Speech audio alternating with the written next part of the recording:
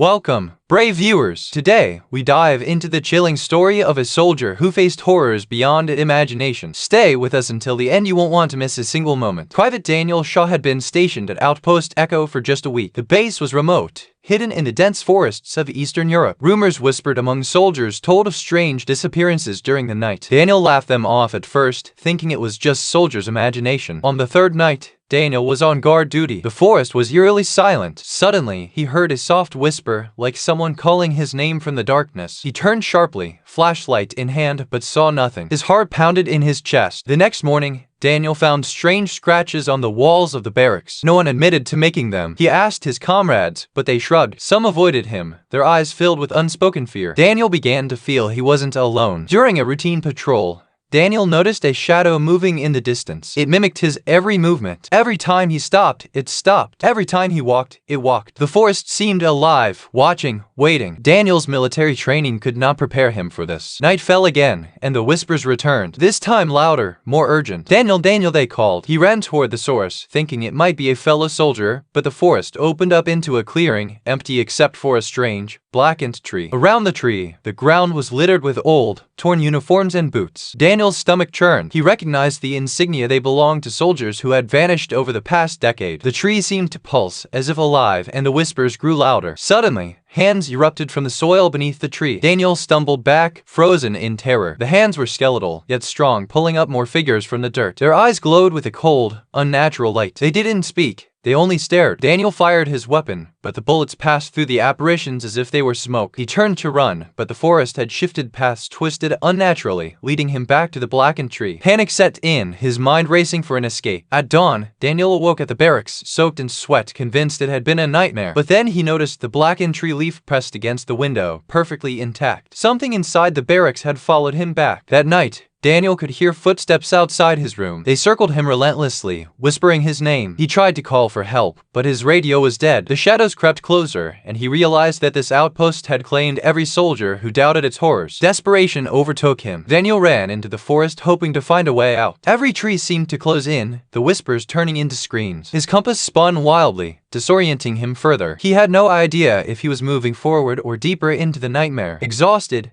Daniel stumbled into a cave hidden behind thick vines. Inside, the air was thick, and he could barely see. Carvings on the walls depicted soldiers being taken by shadowy figures. He felt a cold presence behind him and knew that hiding wouldn't save him. A dark figure emerged from the shadows, a towering soldier, but its eyes glowed red and its face was hollow. It spoke, its voice echoing like 1,000 whispers. "Why do you disturb us?" Daniel trembled, unable to respond. The figure raised a hand and the shadows surged forward. Daniel screamed, and the world around him dissolved into darkness. He felt himself being pulled into the earth. When he awoke, he was back in the barracks, the morning sun streaming through the window. The forest outside seemed calm, too calm, but the whispers never truly left. At night, he could hear them faintly, calling him, reminding him that the outpost never forgets. Daniel wrote his report, pretending nothing had happened, but deep inside, he knew the shadows were waiting, patient, ready for the next soldier. Thank you for joining us on this terrifying journey. If you think you're brave enough, share this story and see if your friends can survive the haunted outposts. Until next time, stay vigilant.